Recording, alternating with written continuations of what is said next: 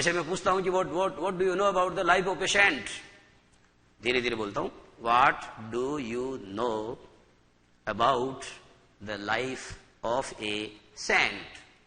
आप एक संत के जीवन के बारे में क्या जानते हैं। हिंदी तो थोड़ा फास्ट बोल सकता हूं, पर मैं इंग्लिश का जो है वो थोड़ा गैप देके बोलूंगा, इस तरीके के जो मुझे बताया गया है कि मैं थोड़ा शब्दों में गैप दूं। तो what do you know about the life of a saint का मतलब आप एक संत के जीवन के बारे में क्या जानते हैं। तो अबाउट का मतलब बारे में हो गया। एक दूसरा सेंटेंस बच्चों में कई बार बोलता हूं, Columbus discovered America about 500 years ago। Columbus ने लगभग 500 वर्ष पूर्व अमेरिका की खोज की। यहां बच्चों अबाउट का मतलब बारे में नहीं है, यहां अबाउट का मतलब है लगभग। तो आपको ये चीज क्लियर हो जानी चाहिए कि अबाउट एक प्रीपोजिशन है और ये कभी कभी लगभग का अर्थ देता है, लेकिन कभी कभी यह के बारे में का अर्थ देता है। What guesses are made by think tank, यानी थिंक टैंक के द्वारा कौन कौन से अनुमान लगाए गए। अबाउट यानी बारे में, द बुक्स। अब देखो बच्चों, बुक में एस जुड़ा हुआ है। जो पीसीएन होता है, जो प्लूरल काउंटेबल नाउन होता है, उसके पहले आर्टिकल नहीं आता, लेकिन तब आता है जब उसके आगे आपने कोई शब्द समूह जोड़ दिया है। A group of words that may either be a clause or a phrase. वह शब्द समूह या तो क्लोज होगा या फ्रेज होगा। अगर आपने किसी क्लोज या फ्रेज को जोड़ के आपने किसी पीसीएन को, प्लूरल काउंटेबल नाउन को निश्चित बना दिया है, तो उसके पहले द आएगा। अब आपकी समस्या ये हो सकती है कि आप मेरी वोकेब को नहीं समझे, तो थोड़ा बच्चों को ऑपरेट तो करना पड़ेगा। थोड़ी सी चीजें आपको घर से पढ़नी पड़ेगी। मैं चीजें हालांकि इसको कई बार बताता रहता हूं।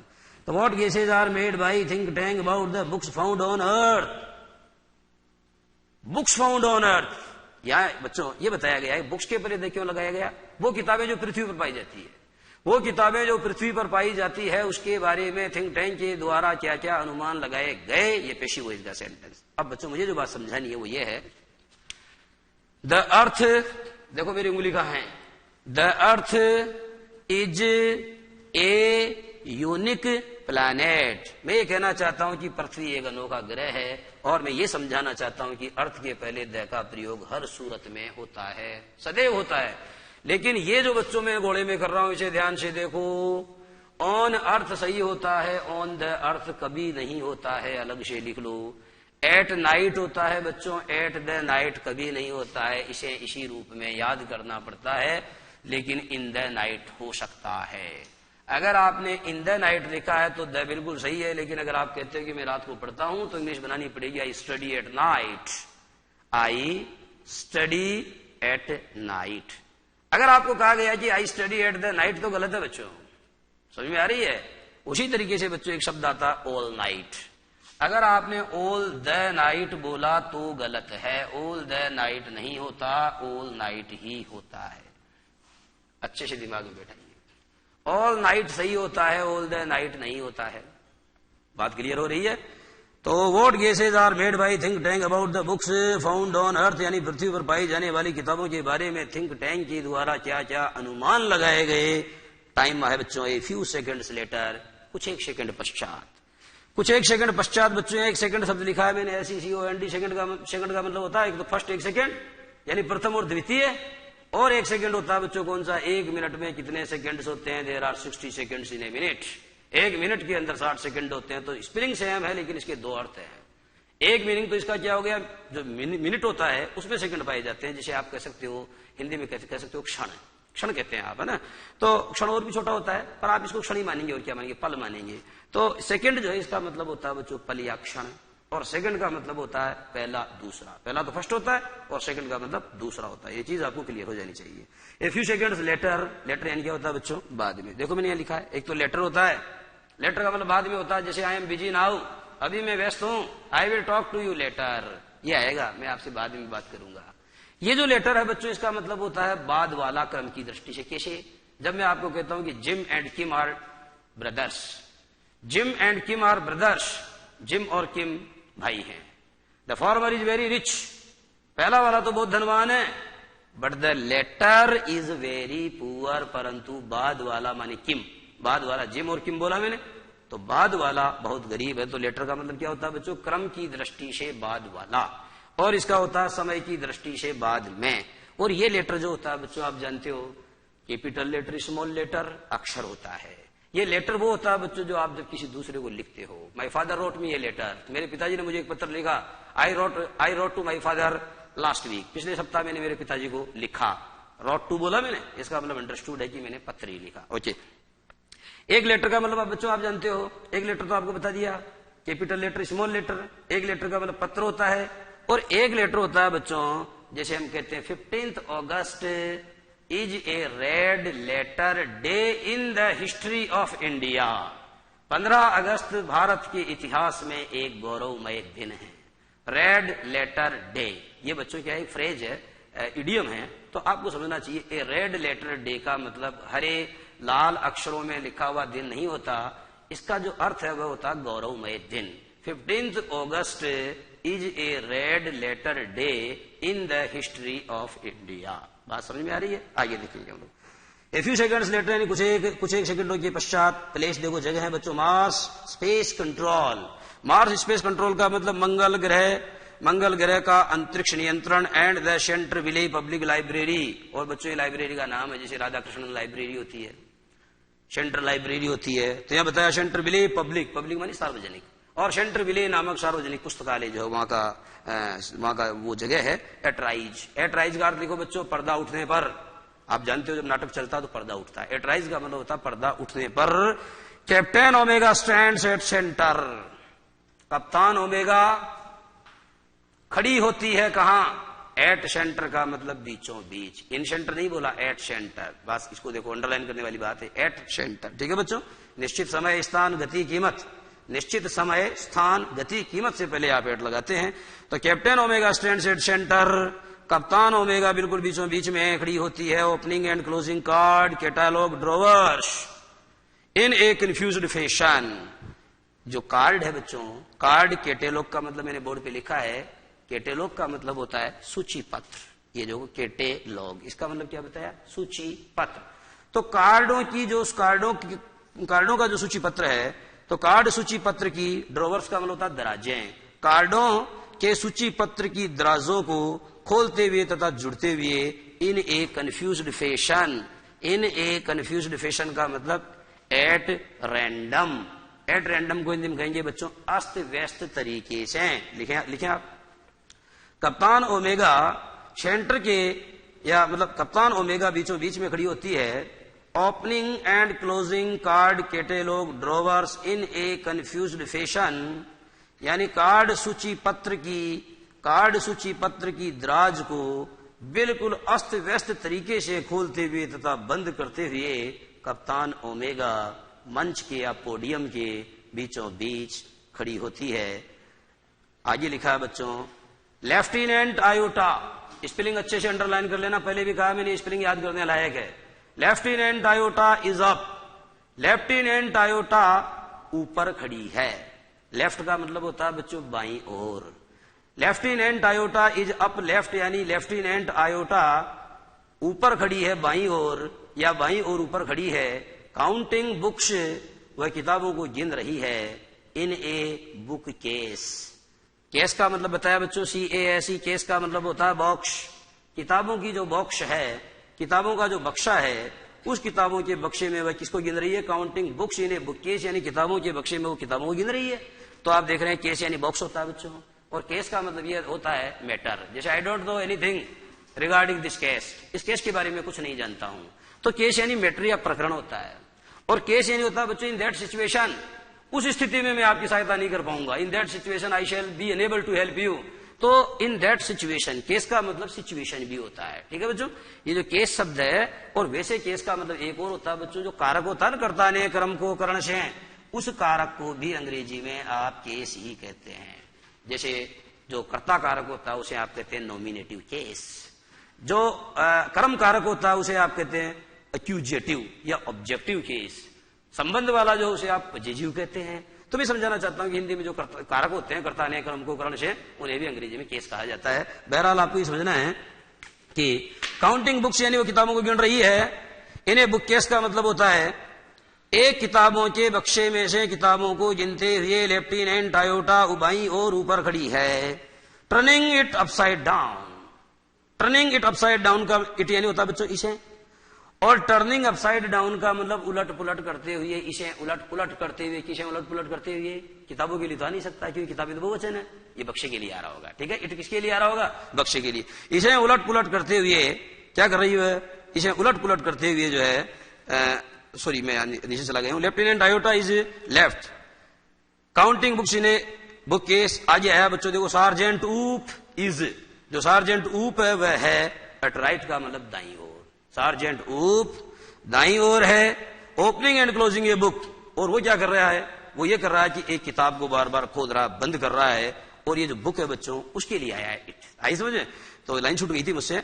तो सार्जेंट ऊप इज एट राइट का मतलब ये हुआ कि सार्जेंट ऊप दाईं ओर, ऊप किसी का नाम है, सार्जेंट ऊप ये पोस्ट है, तो सार्जेंट ऊप मतलब क्या है? दाईं ओर है। Opening and closing a book, एक किताब को बंद करते हुए तथा खोलते हुए। टर्निंग इट अपसाइड डाउन, अर्थात इसको उलट पुलट करते हुए।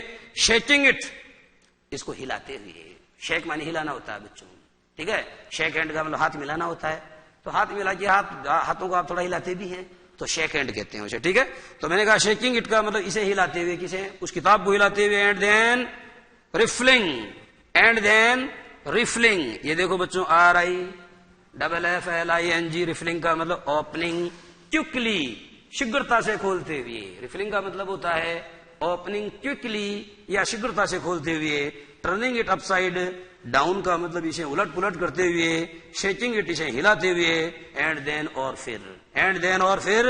रिफलिंग द पेजेस, इसके पृष्ठों को शीघ्रता से खोलते हुए।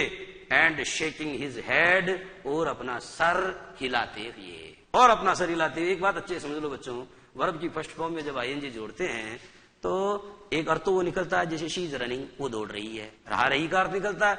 एक होता है बच्चों कोई काम करते हुए, जैसे मैंने आपको कहा कि सीइंग ए लॉयन, एक शेर को देख करके ही रैन अवे फ्रॉम देयर, वो वहां से भाग खड़ा हुआ। उसी प्रकार से मैं कहता हूं कि हुए कैसे अर्थ निकलता है, जैसे ए स्माइलिंग फेस, तो मुस्कुराता हुआ चेहरा। इन द सेम वे मैं आपको कहता हूं कि उसने मुस्कुराते हुए मेरी ओर देखा, she looked at me smiling. यहां स्माइलिंग का मतलब आपको इसका अनुवाद करना पड़ेगा मुस्कुराते हुए। तो यहां पर आप देख रहे हैं बच्चों, सबका अनुवाद जब मैं कर रहा हूं तो सबके अंत में बोल रहा हूं मैं हुए। ओपनिंग एंड क्लोजिंग, किताब को खोलते हुए और बंद करते हुए। टर्निंग इट अपसाइड डाउन, यानी इस किताब को उलट पलट करते हुए। शेकिंग इट का मतलब इसे हिलाते हुए। And then riffling the pages, और फिर पृष्ठों को शीघ्रता से खोलते हुए। एंड शेकिंग हिज हेड, और अपना सर हिलाते हुए। एंड शेकिंग हिज हेड, और अपना सर हिलाते हुए। आगे देखो बच्चों, नूडल, नूडल क्या कर रहा है? Adjusting knobs. एडजस्टिंग का मतलब समायोजित करते हुए। KNOB, नॉब माने गुंडी होता है, गुंडी, तो गुंडियों को समायोजित करते हुए। गुंडी बटन, ठीक है, तब जो होते हैं उनको अपन गुंडी बोलते हैं बच्चों, ठीक है, हिंदी का शब्द है। तो नूडल क्या कर रहा है? एडजस्टिंग नॉब्स का मतलब गुंडियों को समायोजित करते हुए। I have a close sighting, अर्थात मुझे बहुत निकट से दिखाई दे रहा है। ये क्लोज शब्द देखो बच्चों, क्लोज का मतलब होता है किसी चीज को बंद करना, जैसे close the door, close the window, close the shop. लेकिन बच्चों क्लोज का मतलब होता है नजदीक, नियर। जैसे मैं कहता हूं इज माय क्लोज फ्रेंड, वो मेरा कैसा दोस्त है? वो मेरा नजदीक, निकट, घनिष्ठ मित्र है।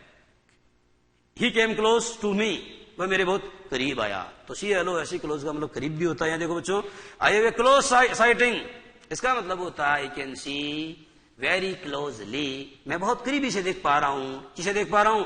ऑफ द स्पेस क्रू, अर्थात मैं बहुत करीबी से स्पेस क्रू या अंतरिक्ष यान के दल कर्मियों को या चालक समूह को देख पा रहा हूं।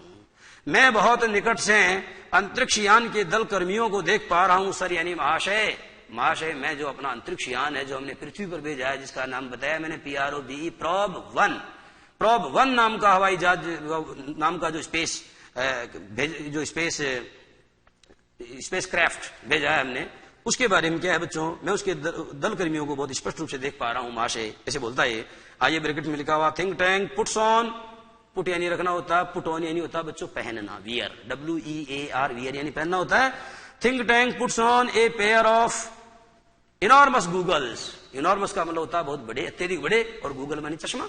तो मैंने कहा था बच्चों गूगल एक ऐसा शब्द है, इसका प्रयोग कभी सिंगुलर फॉर्म में नहीं होता, सदैव प्लूरल फॉर्म में होता है। स्पेक्टेकल्स भी कहते हैं, गूगल्स भी कहते हैं। पैंट जो होता है बच्चों, तो हम कहते हैं योर पैंट्स आर डर्टी, हमें ऐसे नहीं कहना चाहिए कि योर पैंट इज डर्टी। बात समझ में आ रही है?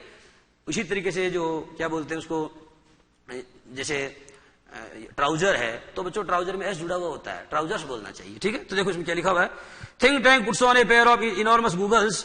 थिंक टैंक धारण करता है a pair of enormous goggles का मतलब अत्यंत बड़े या अत्यधिक बड़े बड़े चश्मे का जो पेयर है, पेयर का मतलब जोड़ा होता है, तो बड़ा चश्मा जो है उसको वह धारण करता है। And turns towards the stage, और वह मुड़ता है किसकी तरफ, वह मंच की तरफ मुड़ता है। टू वॉच माने देखने के लिए, टुवर्ड्स का मतलब होता है की तरफ, जैसे he is coming towards me, वो मेरी ओर आ रहा है। टुवर्ड्स भी एक बच्चों प्रीपोजिशन है, और टुवर्ड्स का मतलब क्या होता है, की तरफ। तो यहां लिखा हुआ है and turns towards the stage, और वह मंच की तरफ मुड़ता है। टू वॉच माने देखने के लिए, और वह देखने के लिए मंच की तरफ मुड़ता है। They seem to have entered, ऐसा प्रतीत होता है मानो, सी वेरी प्रतीत होना होता है। They seem to have entered, ऐसा प्रतीत होता है मानो उन्होंने प्रवेश कर लिया हो। Some sort of earth structure, ऐसा प्रतीत होता है मानो उन्होंने किसी न किसी प्रकार की जो भौमिक संरचना है। अर्थ स्ट्रक्चर का मतलब बताता हूं आपको, लिखो बच्चों।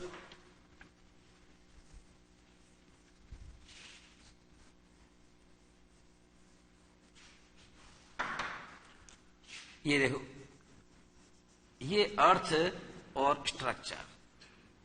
अब क्या बच्चों, आप जानते हैं कि अर्थ यानी पृथ्वी होता है, लेकिन ये यहां पर संरचना के पहले आके एडजेक्टिव का काम कर रहा है, इसलिए मैं इसका दूसरा अनुवाद कर रहा हूं। देखो, भूमि से क्या बन गया, भौमिक, ये बन गया भौमिक संरचना। उन्हें ऐसा प्रतीत होता है मानो वे किसी भौमिक संरचना में या पृथ्वी से संबंधित जो बनावट है उसमें उन्होंने प्रवेश कर लिया है। They seem to have entered some sort of earth structure, ऐसा प्रतीत होता है मानो उन्होंने किसी भौमिक संरचना में या पृथ्वी जैसी बनावट के अंदर वो दाखिल हो गए हैं, वो प्रवेश कर चुके हैं, वो किसी पृथ्वी जैसी संरचना के अंदर प्रवेश कर चुके हैं। देखो, Think Tank puts on a pair of enormous goggles, Think Tank धारण करता है, थिंक टैंक धारण करता है किसको, इनॉर्मस गूगल्स का मतलब बड़े बड़े चश्मों को। And turns towards the stage to watch, तथा देखने के लिए किसकी तरफ मुड़ता है, he turns towards the podium, वो मंच की तरफ मुड़ता है। They seem to entered some sort of earth structure, ऐसा प्रतीत होता है मानो उन्होंने किसी न किसी प्रकार की भौमिक संरचना में प्रवेश पा लिया हो।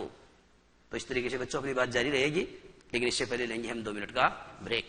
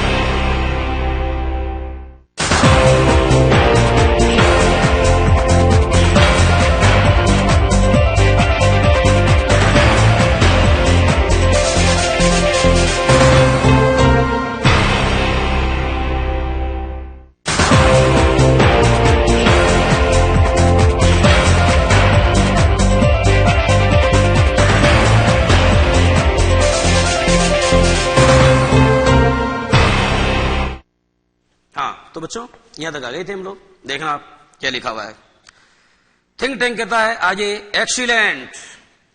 एक्सीलेंट का मतलब क्या होता है? उत्तम, अति उत्तम, ऐसे कहता है। एक्सीलेंट शब्द को अंडरलाइन करो बच्चों और अच्छे समझ लो। मैंने कई बार समझाया है, एक्सीलेंट एक ऐसा शब्द है जिसकी सुपरलेटिव डिग्री नहीं बनती। जैसे मैं कहता हूं Virat Kohli is the most excellent cricketer. सुना आपने मैंने क्या बोला? Virat Kohli is the most excellent cricketer. ये द मोस्ट हटेगा बच्चों। वाक्य शुद्ध कैसे बनेगा? Virat Kohli is an excellent cricketer. Excellent अपने आप में पहले ही सुपरलेटिव डिग्री है, इसके आगे मोस्ट नहीं लगाना चाहिए। Excellent, make voice contact.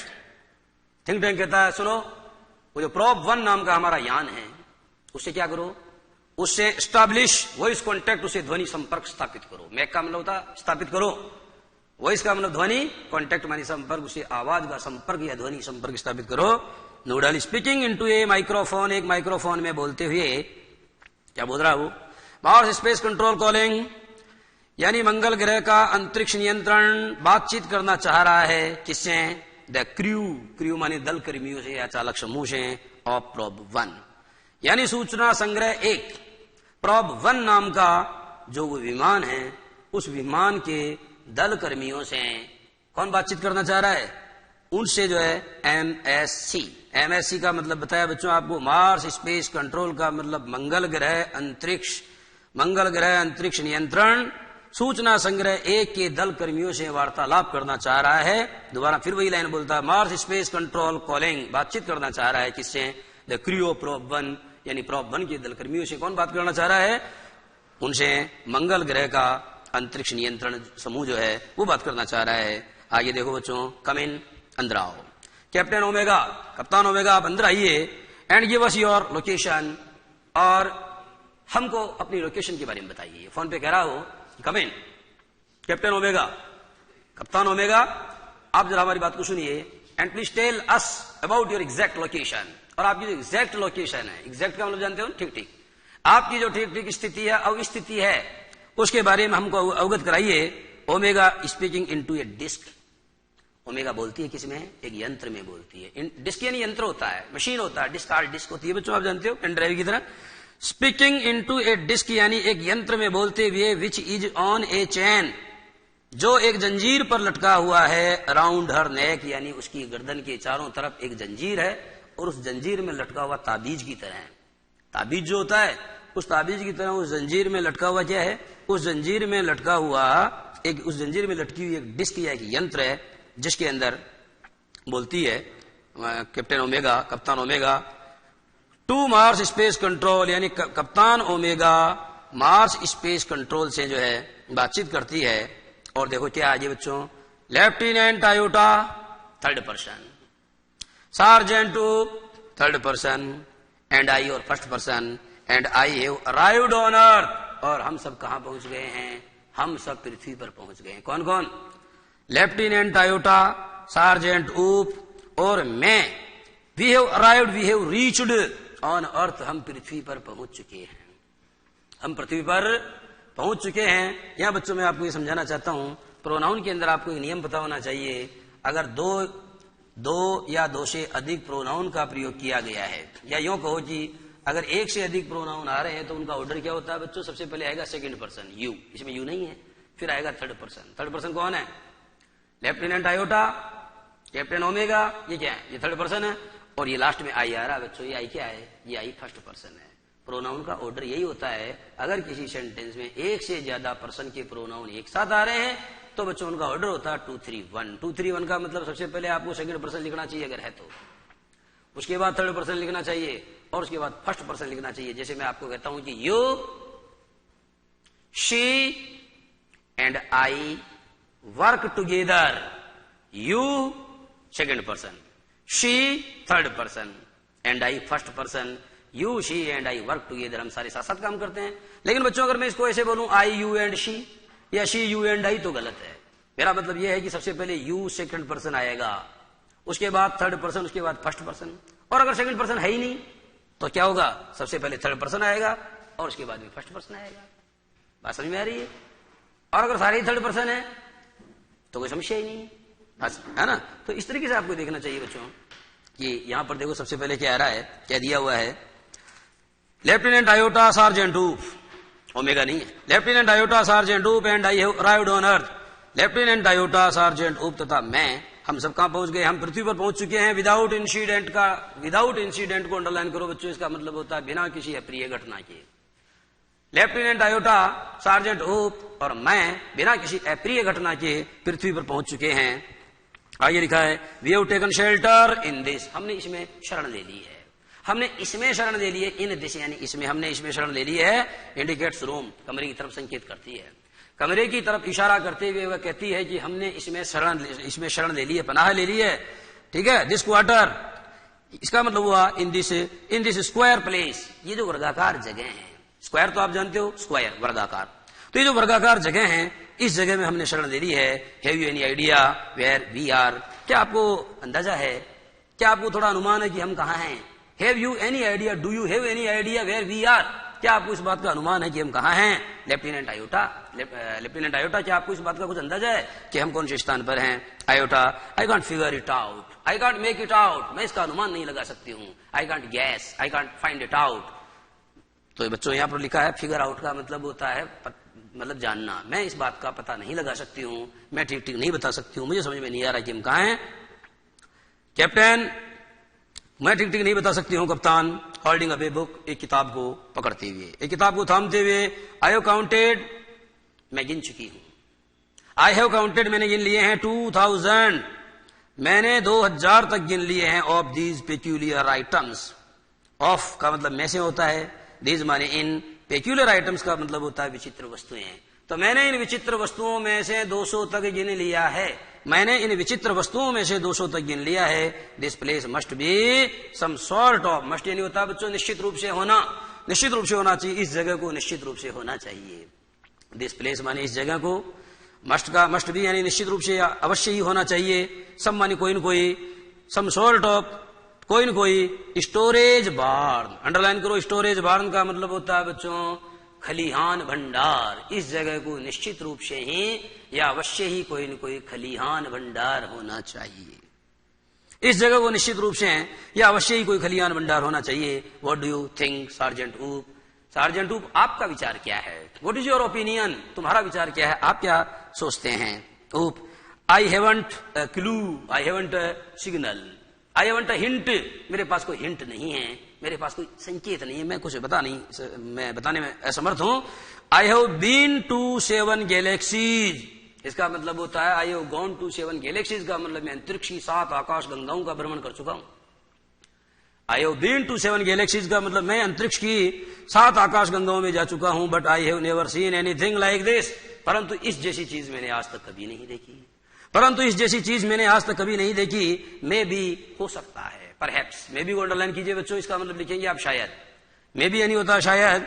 May be they are heads, हो सकता है कि वो कोई टॉप हो, हेड का मतलब जानते हो टॉप, कैप, टोपी, और हेड का मतलब बड़ा वाला टॉप, ठीक है। Maybe they are heads, हो सकता है वो कोई टॉप हो। ही ओपन से बुक, वो किताब को खोलता है, ही ओपन से बुक, वो एक किताब को खोलता है। And puts it on his head, और इसे अपने सर पर धारण करता है। वह किताब को खोलता है। And wears it on his head, और इसे अपने सर पर धारण करता है। से कहो may be this is a haberdashery, या यूं कहो कि ये कोई बिसाती की दुकान हो सकती है, या यूं कहो कि यह कोई बिसाती की दुकान हो सकती है। हैबरडेशरी का अर्थ होता है बच्चों बिसाती की दुकान, हिंदी में लिख के बताता हूं, हिंदी का शब्द है, ठीक है। या ऐसे हो सकता है कि यह किसी बिसाती की दुकान हो, किताब में शब्द लिखा हुआ हैबरडेशरी, तो may be this is a haberdashery, ये भी हो सकता है कि ये क्या हो, ये कोई किसी बिसाती की दुकान हो। तो और ये बच्चों ये ओमेगा बोइंग लो का मतलब थोड़ा नीचे सर झुकाते हुए, परहैप्स शायद the great and mighty think tank will give us, शायद महान तथा महाबली थिंक टैंक ही हमको देंगे क्या, द बेनिफिट यानी फायदा, ऑफ हिज थॉट अपनी सोच का, ऑन द मैटर यानी इस मामले में, शायद इस मामले में महान तथा महाबली थिंक टैंक हमें अपनी सोच के द्वारा लाभान्वित करे। तो बच्चों आज की बात समाप्त, आगे वाली बात अगली क्लास में। नमस्कार।